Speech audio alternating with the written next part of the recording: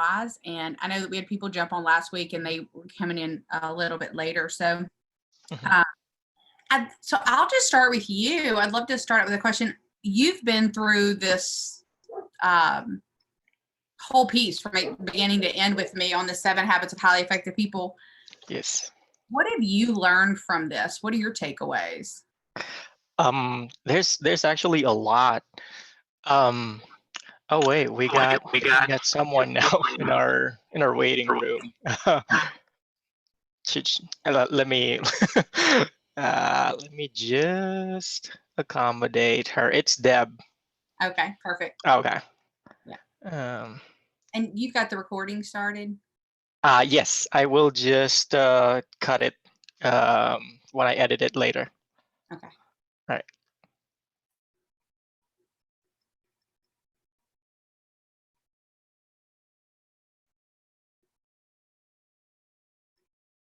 And then, Manya, I'd love to hear what, after you let her in, I would love to hear you finish that. Sure. Um, let's see. It's just saying it's joining. Okay. Well, anyway, I was about to say earlier that there's really a lot. I've read the book, and it's really different when I was hearing those words from you. That gives me that clarity of what I have read, because in the first place it's just that I read it without comprehending what I read. But you giving examples and all that really made sense, especially when I was listening to the what do you call this to the um to the webinar last week. Mhm. um I really like the habit 5, which is seek first to understand and then be understood. um I like the story that you shared about Levi. Yeah. um it was something really great and made me think that, oh yeah, it really makes sense connecting that story into habit 5. So I really like that. And from that day, I think that was last week when I posted that in YouTube. um I really wrote it down like daily into my journal, that habit 5, seek first, and and all, because I'd like to do it on a daily basis. And just make it a habit for me not to prepare for an answer whenever there's someone who's talking. I'd like to understand what they're trying to say first, and from there I'll give my answer. So that's really something for me. That's huge. That's huge. Well, and I think for all of us, right? So that's a really cool takeaway, though. Absolutely. It Um, does. Deb just dropped after just saying join in. Should I text her? let's see. Yeah, text her just to make sure that if there was a challenge that on her side, we'll know, and then we'll yeah, that'd be great. Okay. Let me text her real quick. Um, okay. All right, and then yeah, so that's brilliant, and that's I think a perfect way to. Oh, she just texted me. Okay. Yes, it was saying you were joining and then showed a drop. Uh, see if you can log back in. Okay. Okay. I won't. Um, I won't be sending my texts anymore. yeah. So yeah, that's the incredible piece about this. I'm with you. Like I've read this book. I've listened to the book, and while we'll get a lot of great stuff from it by going back at the end and putting some of the exercises to it, um, Mhm. you know, Stephen Covey does in the workbook, it made it such a really cool where we could go, oh, okay, this is how that works type thing. So that's really, really cool. So It does. It does.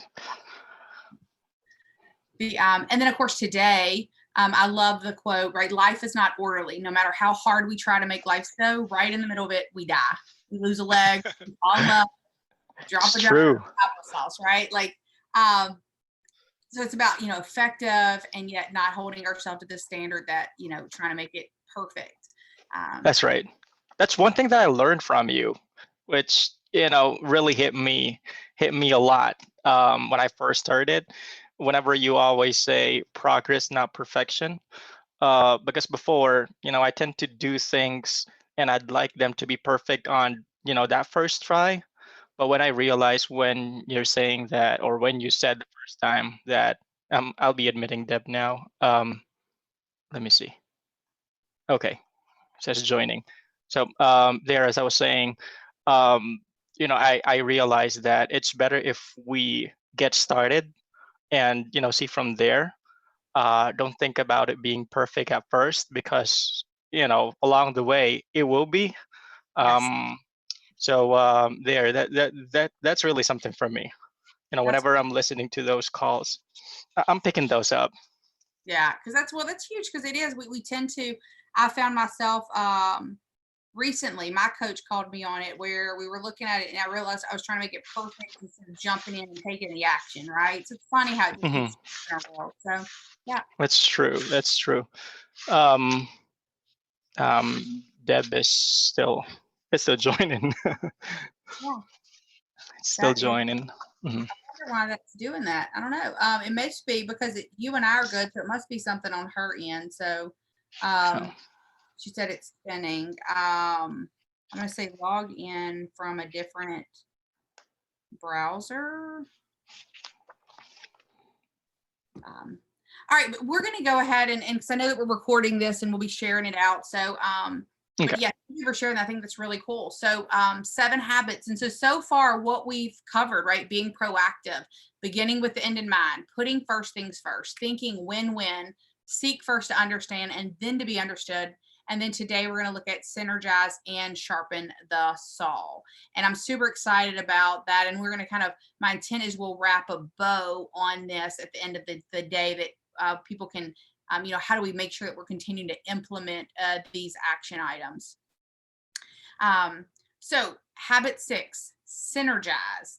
Synergize is the habit of creative cooperation, right? Synergy is celebrating differences, teamwork, open-mindedness, and finding new and better ways together. It is a process. And through that process, we can create new alternatives, options that didn't exist before. Synergy is the idea that the whole is greater than the sum of its parts. Synergy means you can literally produce something with another person that neither of you could have produced separately. There is a gentleman, and I'll have to find it, but it's a pastor, and it's a really funny concept, and it's talking about the difference of men and women, and especially in in a marriage, and the things that we typically complain about are the differences, and yet those are the strengths. So the public library actually got a lot of this information from the public library, and it talks about um, um, women can see, right? Like we're designed to be able to see all around these periphery, right? And men can see right in front of them. And he tells the story, and it's hilarious about, they actually did a study, and they said, hey, they had couples go to this apartment, and the thing was to tell the husband to, hey, grab the ketchup. And he would open the refrigerator, he would get down and, in his stance, and he's looking for the ketchup. Honey, I don't see it. I don't see it. And she's able to walk up and just put her hands right on that ketchup, because that's the way we visualize. It's our, because he sees this and we see all of this. It's the reason why, right, in a car, your spouse might be going, oh, you missed that. And it's just really funny how instead of seeing those as differences that separate us, looking at those as things that are made for us, so that we have that synergy of we both bring something to the party. Hey, Deb, I'm so glad that we were able to, I don't know what it was. We love technology. So I got it on my phone. I can't get it on the computer. I don't know why. Okay. So yeah, so we were starting with the habit 6 of synergy, right? So we look at, before we can leverage the strengths of others, we must first be able to recognize and value the differences. So, let's look and see how much we actually value differences. So we're going to take a quick quiz. Mon, just put that link in the chat box. All right. Is it the first one, the public victory? Yes. Okay.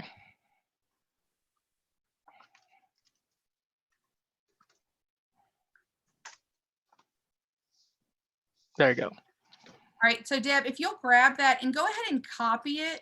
Oh, you're on your computer. I didn't think about that. Yeah. I mean, on your phone. Yeah, well, I was on there twice and now I'm actually in the computer now. Okay, yay. So go in the chat box and click on that link. And I'm gonna have you take that assessment really quickly.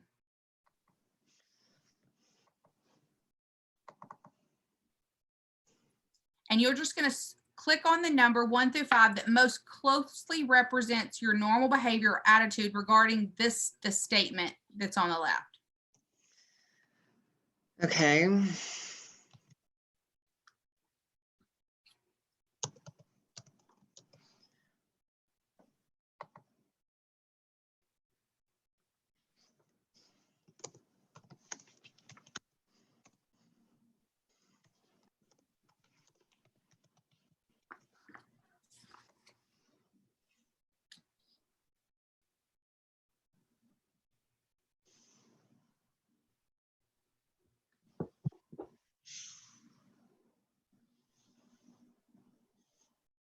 My computer's denying me access to get into my computer.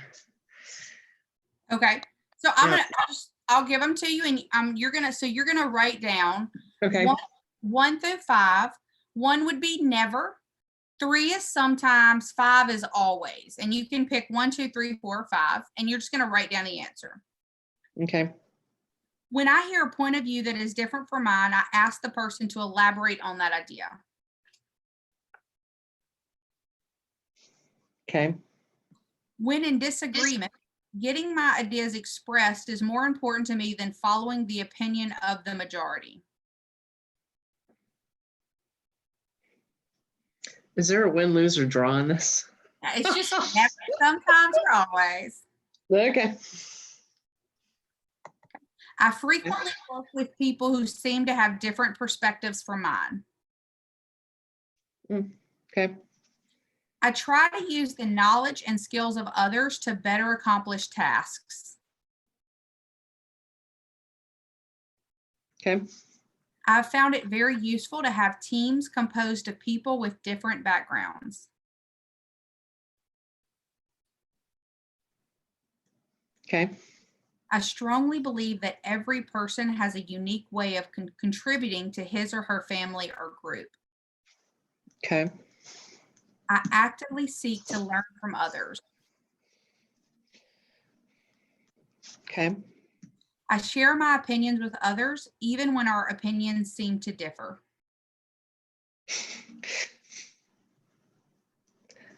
When Okay. working on a project, I seek out different ideas and opinions. Okay. Whenever I'm involved in a creative task, I tend to brainstorm with other people rather than rely on the opinions of experts. Read that one again. Whenever I'm involved in a creative task, I tend to brainstorm with other people rather than rely on the opinions of experts. Okay. All right, so go ahead and add those up, and then I'll tell you about the scoring. Now, for those of you that are coming back and watching this recording, if you access this through YouTube, under the YouTube link is going to be the this quiz, and you can do it do it on your own as well. And then you've got the scoring right here. So 41 to 50, significantly leveraging the difference of others. 21 to 40, moderately leveraging the difference of others, and 10 to 20, not taking advantage of the differences of others. Now, wherever you are today is great, right? This is just us taking our temperature, are looking at, almost like, think about when you go to the mall and you want to go to a store in the mall and you find the map and you go, you are here. and then we can figure out where we want to go. That's all this is. It's just looking at where are we when we look at the added, or when we look at synergy, okay?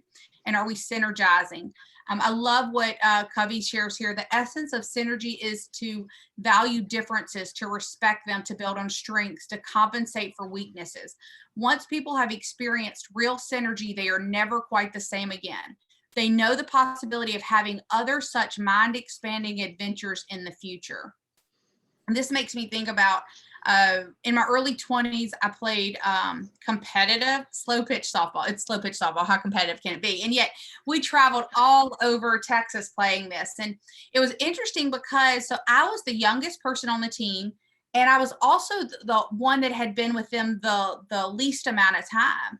So by the time, and I think I ended up playing with this group for about 3 years. And I remember, and they had already been together for double that amount of time. And we would go to these tournaments and we were all either good or we had some really good people. None of us had ever played college ball. Like we were good high school players. And yet we would go to these tournaments and, you know, and win and beat people that were literally like they were sponsored to play slow pitch softball, and we would win. And it was because of the synergy. We had been together. We knew how each other thought. We knew when Karen got up how she was going to hit the box, you know, and it was interesting how through that synergy, we were able to beat people that on paper were better than us, right? So that's what the synergy, 1 + 1 doesn't, you know, doesn't equal 3, right? Like, is it more than you could have done on your own? See, differences are an opportunity, not an obstacle. So the key is to remain open to hearing ideas so that you can determine which ideas to combine to spark a better solution. When faced with a difference of opinion, you can respond in several ways. We can attack, right? We put down the idea. This is when we get defensive, and it's a fear-based response. We could tolerate, we could put up with it and yet not accept it. We could accept it, right? We accept that the idea is different, and yet we don't really try to change anything, or we can value it. We value the different idea and we begin to see the opportunity in the new information. And then we can celebrate. And this is, we seek out individuals who think differently and you learn from those differences. So this is how we improve results, by valuing differences. So I'm gonna read these to you, and I want you to answer these true or false. You're just gonna jot these down on your paper. There's nothing to download. And I want you to think about a specific instance in your life before answering. So just kind of think about something and then answer, and it's going to be true or false. The first one, I demand perfection from myself and everyone around me.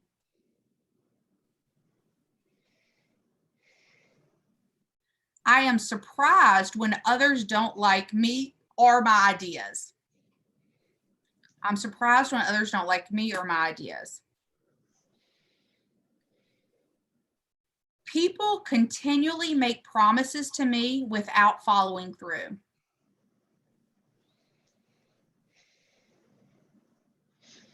I don't have many friends whom I really like or trust. I get tired of all of this political correctness. I don't have to like everyone.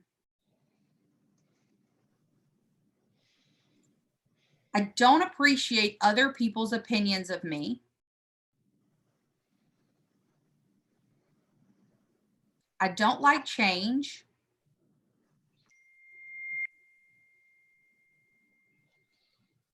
I work better alone than in groups.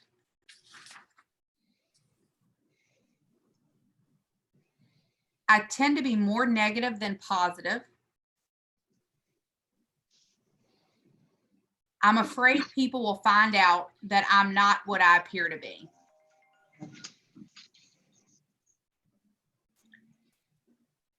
Okay. So as you answer those, I want you to think of this. If the majority of your answers are true, it's time to turn off the negative tapes and rid yourself of your limiting beliefs. In order to know yourself, you have to understand the lives and actions of others. So be a student of human nature and appreciate what everyone can bring to the party. Now, if the majority of your answers were false, you're comfortable with yourself and how you relate to people of all kinds. You're a student of life and know learning from others helps you in your own life. So again, just kind of taking a temperature to see where we are and what's popping up for us. Because when we recognize the barriers to synergy, then we can actually break them down, right? So this is where, we can create an environment in which synergy can flourish. And you can use synergy producers. So let's see how often that you're using synergy producers. Now, Deb, I'm not sure if it's going to let you click on this exercise, so you may have to do it. We may have to come back to this. Okay. But in the chat box, there is going to be a link for breaking down the barriers. Let me see. There it is. Okay, let's see.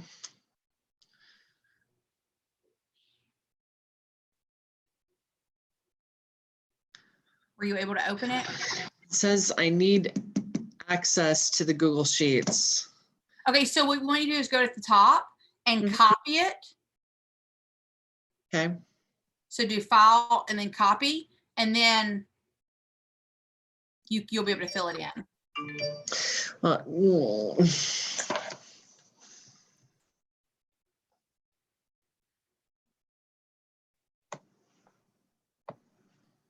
you see that? Well, I've got the bar at the top. It says Google Sheets. You need access. Ask access to switch an account with access. Okay, Mon, you may have to give that access. Okay. You just copy it and. All right. So do I just stay here? Do I need to click back in? I would say, well, Mon, do we have that, or does she just need to refresh that page? Can close and then Okay, click the link again. Okay, Okay. so now. Yeah.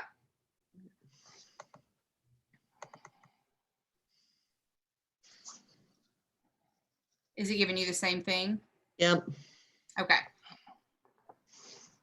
So Let me see. we're going to go through this then while mine works on that piece. I sent it to him super early this morning. So this, you're going to, from 1 to 5, and you can choose any one of these, right? You're going to just, and 1 means never. 3 would be sometimes, and 5 would be always. Though you can, it might be sometimes we choose 2, right? We're somewhere between never and sometimes, but 1, Right. 2, 3, or 4, or 5. I challenge and question others.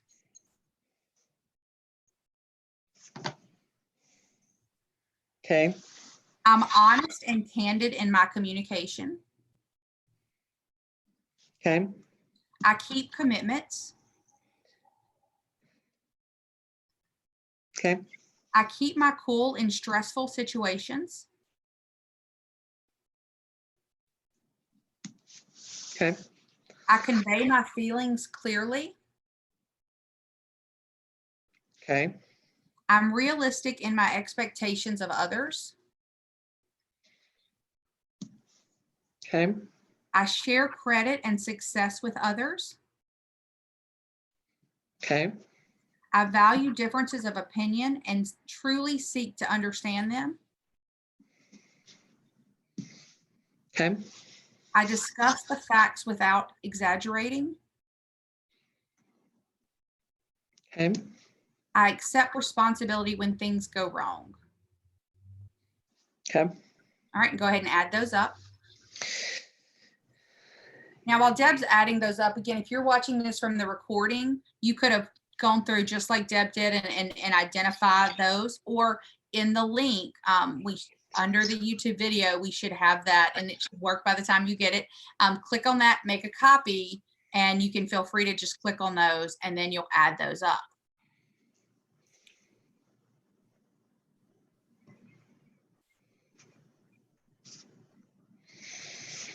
Okay. All right. So if we look at this and we go, okay, well, how do we score this? Well, 45 to 55 means good job. You are a top synergy producer.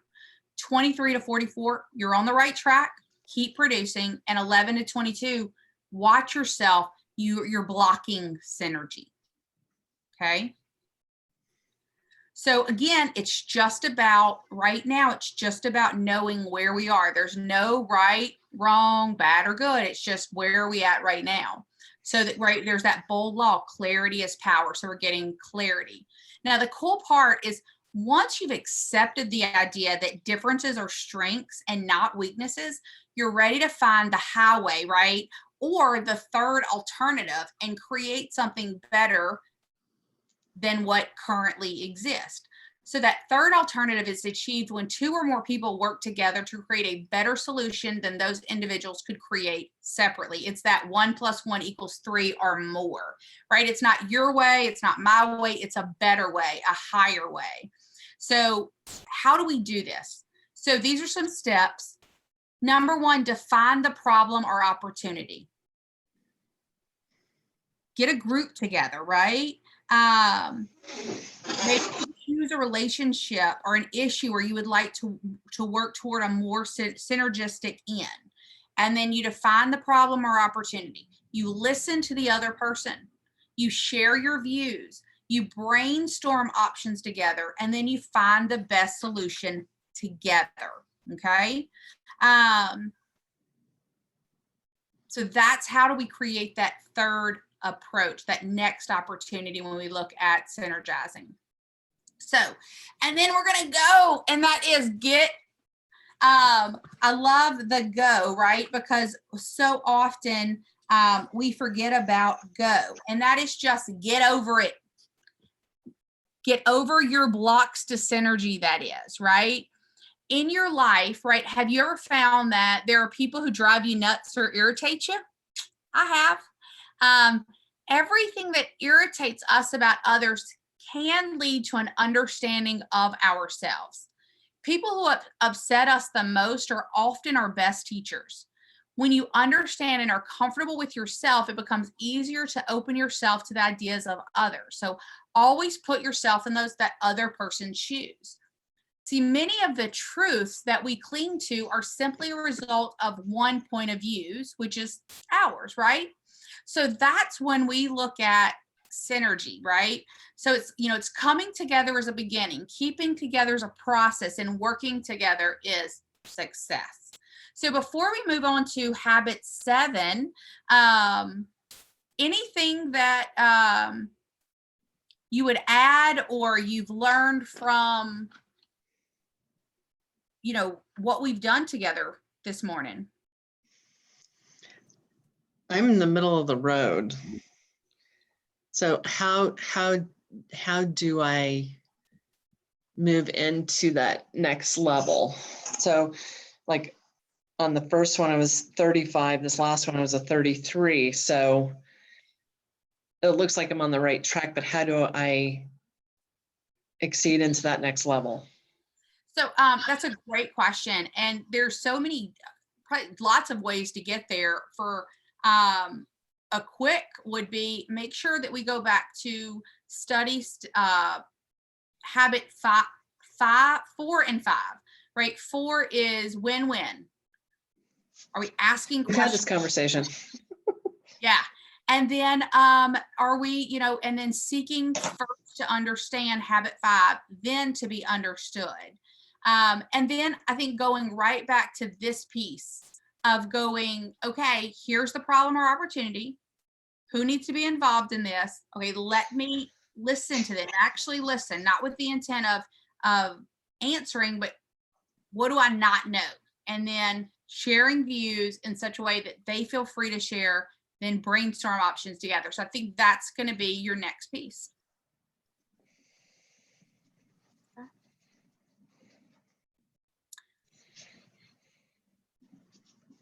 All right, so let's move into habit 7, sharpen the saw. We've talked about this, and I think pretty much anybody that is a MAPS coach in my schedule, we always talk about taking care of ourselves, right? Gary even talks about when you're planning your year, you know, you put the things that you can't control, like events, and then you go personal, then business, right? That ensures that we're sharpening the saw. Habit 7 is taking the time to sharpen the saw. It's preserving, enhancing the greatest asset that you have, right? It's you. My asset is me. It's renewing the 4 dimensions of our nature: physical, spiritual, mental, social, and emotional. This is the single most powerful investment we can ever make in our life. It's that investment in ourselves. It's the only instrument we have with which to deal with life and to contribute, right? That Stephen Covey's quote. And it's so powerful.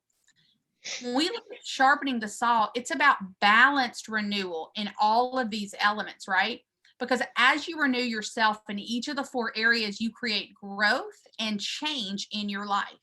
You increase your capacity to produce and to handle those challenges around you. When you don't renew yourself, you limit or even reverse your growth and limit or decrease your capacity to produce and your ability to handle challenges.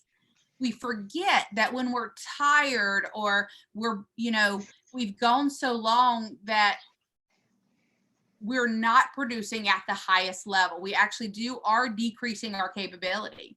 I used to go back to thinking about like a computer. When it has so many things on it, it slows down. We do too. Now, we're not computers, and yet when we're not taking that time to sharpen the saw and renew ourselves, we're not operating at the highest efficiency we have. So often, though, it happens because we think we don't have time to sharpen the saw. So how can sharpening the saw actually increase capacity? So Covey talks about the time to cut a log with a dull saw. Let's say it's 30 minutes. If we took the time to sharpen the saw, which just takes us 5 minutes, and then we would actually cut down the time, because now it would only take us 10 minutes to cut the log with that sharp saw. So, right, ka-ching, you just save 15 minutes. Now, we talk about it in this realm. So how does that apply to our everyday life? Let's imagine that we have a deadline and we're exhausted and we have 5 hours to that deadline. Well, time to sharpen the saw, refocus, and feel ready to go. Let's say that takes 30 minutes. Time it takes to finish the project when you're refreshed is 4 hours. You just saved yourself 30 minutes by allowing yourself to pause and refresh, right? Now, this is something that whenever I was, studying around this, and I thought, wow, this is so important that we all not only know and share, internalize, that we just really get it at a high level. Feeling good does not just happen.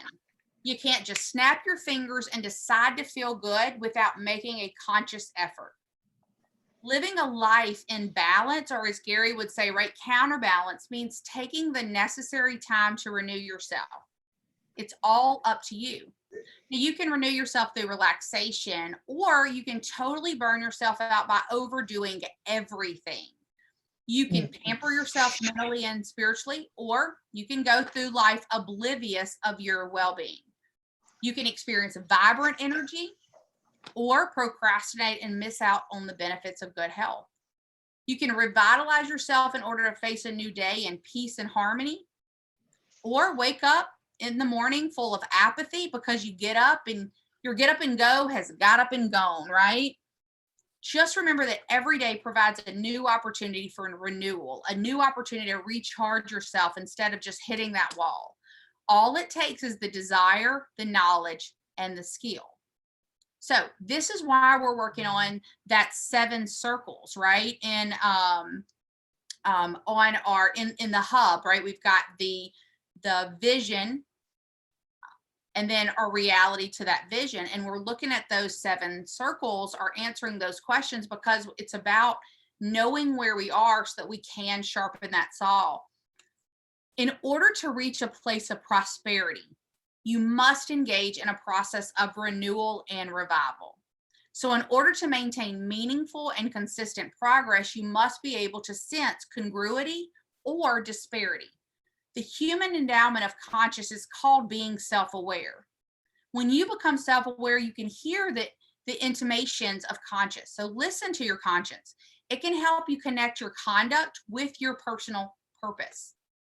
So let your conscious guide you, and you're going to work through some checklists, and Mon's going to put them in the chat box, and you're going to actually work on these on your own. So you're going to make a copy, and you're going to go through those. Now, if we have time, we're going to come back and go through those together. And yet I want to point out a couple of things. Now, this goes again hand in hand with the exercise we're doing when we look at that 12-week year. And we're taking our temperature and seeing where we are in those 7 circles. So what you're going to fill out is a checklist, and it starts with physical. So some of the answer or the questions: I stay informed and current on both health and fitness information. I exercise 20 to 30 minutes at least 3 times a week. I'm fully aware of my need for vitamins and minerals. I increase or maintain a strength program. I include cardiovascular and flexibility activities in my exercise. So there's more. And then you've got your spiritual checklist. I've defined what my values are, and I plan and live my life accordingly. I've created my mission statement. I rely on it to give vision and purpose in my life. I find daily renewal through meditation, prayer, study, or reflection. Again, there's more. And then there's a mental checklist, right? The mental checklist. I read books and other publications regularly. I keep a journal or some sort of log, or engage in a regular writing process. I allow music, silence, or some sort of relaxation exercise to clear my mind on a daily basis. And again, there's some more of these. And then the social emotional checklist. I'm reliable and dependable. I have a hopeful outlook on life. I'm trusting and supportive of people in my circle of influence. And again, you're going to go through that checklist just to jumpstart your thinking of your personal renewal plan, right? And so you're going to go through and answer those for yourself. And it's so important because, again, it's exactly what we're working on when we look at those 7 circles. Being self-aware will help provide an assurance that the renewal plan you come up with is right for you. Because if you desire quality life, you plan and work for the results. Careful, consistent planning and action can provide renewal. Now, a lot of times we talk about planning. Planning is merely drawing a blueprint for the nurturing you wish to experience. Now, there are 2 keys to successful planning: careful reflection and giving the plan priority time. So careful reflection will assist you in determining which activities will sincerely regenerate your energies. Safeguarding time for your plan will securely keep it a priority in your daily and weekly schedule. Right now, we're coming on it's Christmas season. Renewal is a gift you give yourself. It is not an imposition. That's why sharpening the saw is so important. Now, before we go into what's next and tying a bow on these last weeks and weeks of working through this book, I'd love to hear some, takeaways, maybe things that you've learned either reading the book or through what we shared today. How this has changed or maybe you're change you in terms of your attitude or how you're feeling, or maybe it's an aha of going, okay, this is important for me, or this is why I'm feeling this way. What would y'all share back with me when we look at, and Mon, you can jump in here as well, when you think about these, that 7th habit?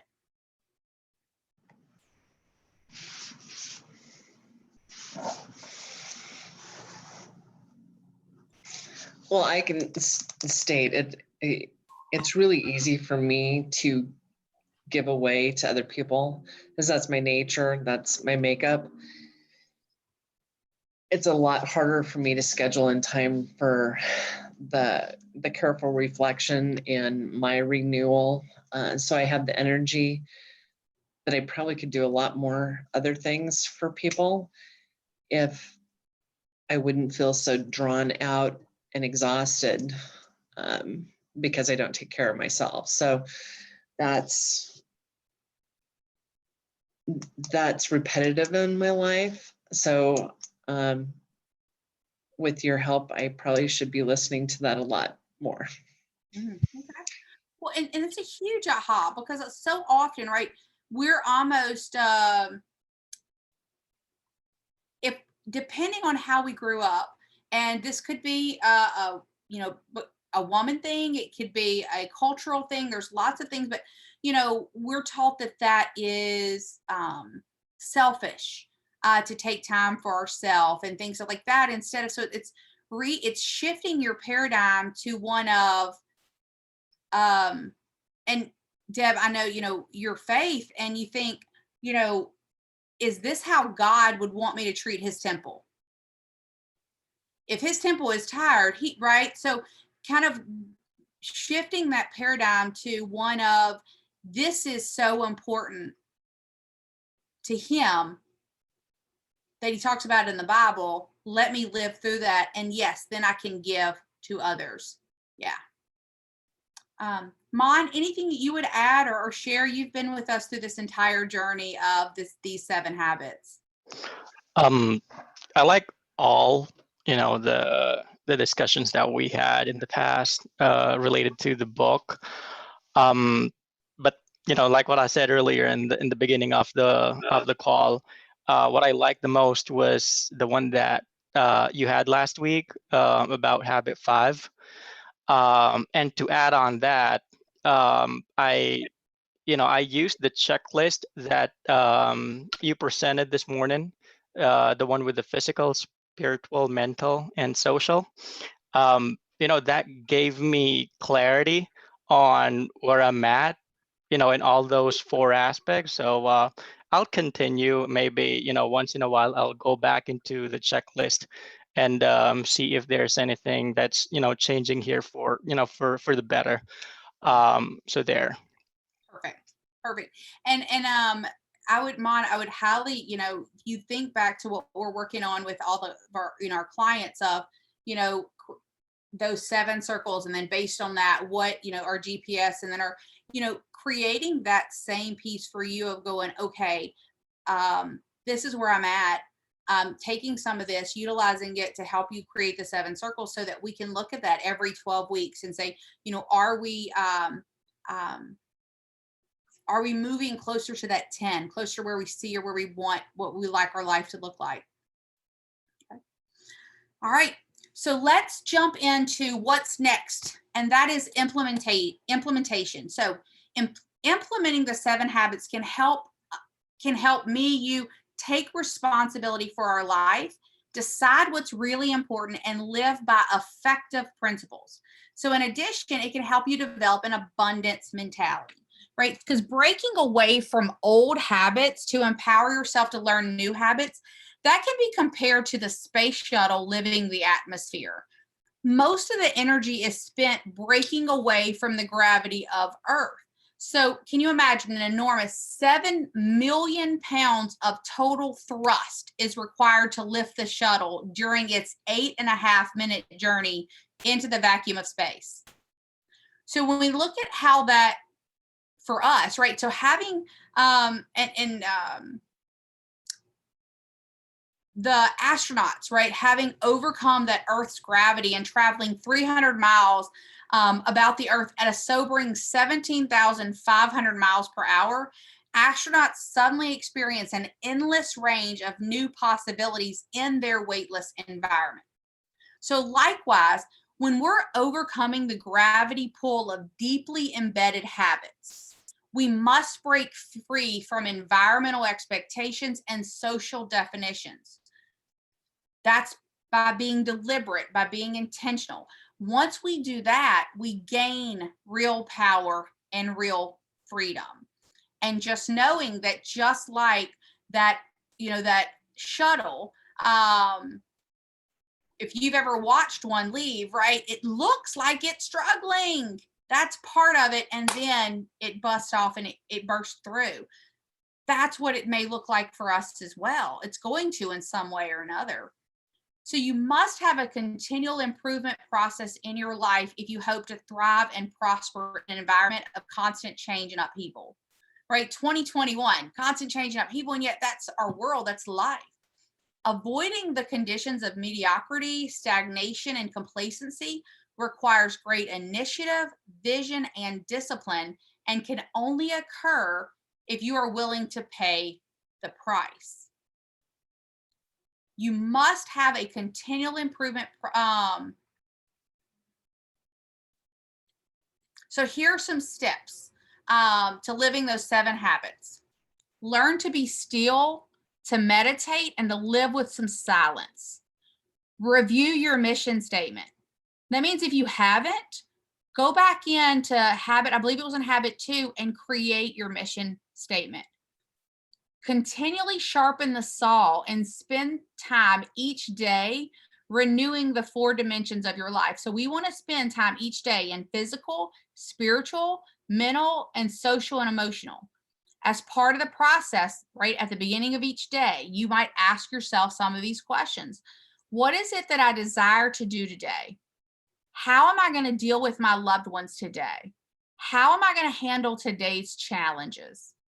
In the wealth class last week that Drew Lee and Mark did, they shared, he says, every day his affirmation is, it's going to be a great day.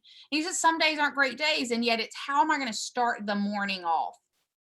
And then you're going to think about your mission statement, maybe review it. What do you stand for? What is your purpose is in life?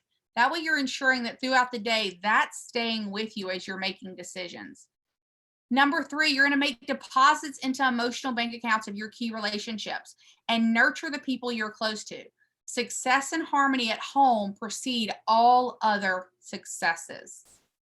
And making sure that that's in a win-win, right? Win-win environment, not a lose-win, not a win-lose. We want it to be a win-win. And then spend more time in quadrant 2.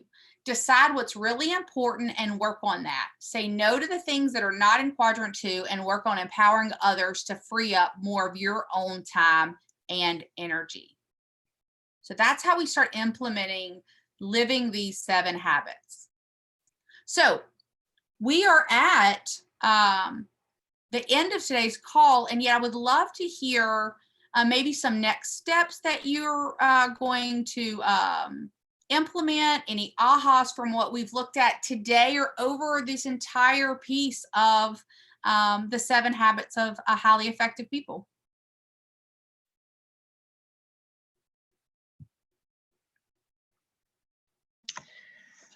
Well, I think that the aha I have is that I know that I'm a fixer, and to step away from, stand back from that, to be quiet, because sometimes I step in to fix things that maybe don't,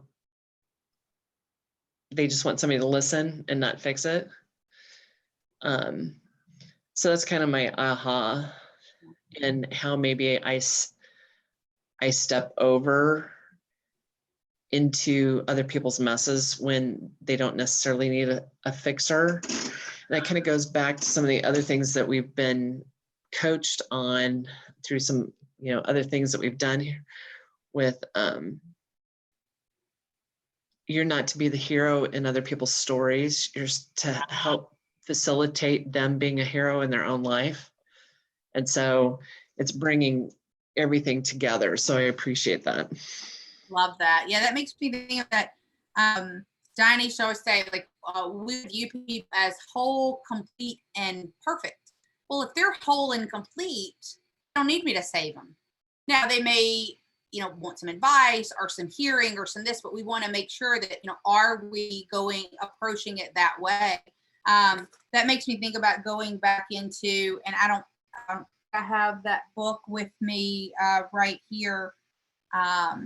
It makes me, begin with the end in mind. What's the intent here? And there was that made me think about, okay, when that seek first to understand and then be understood, which I did a recording of that since we didn't have that call last week, and that will go out today with this one. Oh, I can't, but it'll come to me. But yes, absolutely. Like, so standing from a place of my job is not to fix. People will figure it out if they're, and yet my may be to be here. Um, there's so often that we rob people of their growth when we step in. Love that. Okay. Mon, anything that you would add? For me, it's a bit technical, because what I would like to say is that there's no need for me to reread the book. If there is something that I missed, or something that I'd like to hear again from the 7 Habits, I can just easily go to your YouTube channel and then select there which one to listen to, um, because that will just be much more easier. It's concise, and also it has stories that you have shared in the past. So that will be much more easier for me, instead of going back into the book. Very cool. Very cool. Well, I trust that you guys did, like, there have been some changes in terms of knowledge and in terms of our attitude, skills, and then the habits, right? So really being reflective and looking on that, and especially as we step into, the Christmas holidays, those can be an amazing time, and they can be a stressful time. So, how are you planning, and how are you, and not because we're looking for it to be perfect, right? It's progress, not perfection. It's, and it's listening to other people, and right, seeking first to understand and then to be understood. So I love that it's not, it's that win, going back to that win-win. So that's what we'll wrap up today. I will say that, remember, the group calls start on the 18th. So, which is tomorrow. So anybody that's listening to this, go to the email. Maps has sent it out. I've sent it out. It's in our hub with what's going on for the week. We've got the calls. Go through there and decide which ones are going to be the best to suit you, and then be on those calls. All right. With that said, have a very, very Merry Christmas. And if there's anything you need, reach out, let me know, shoot me a text, email, or give me a call. All right. Thank you. Absolutely. My pleasure. Have an amazing, amazing rest of your day, and we'll talk soon. Thank you. Bye.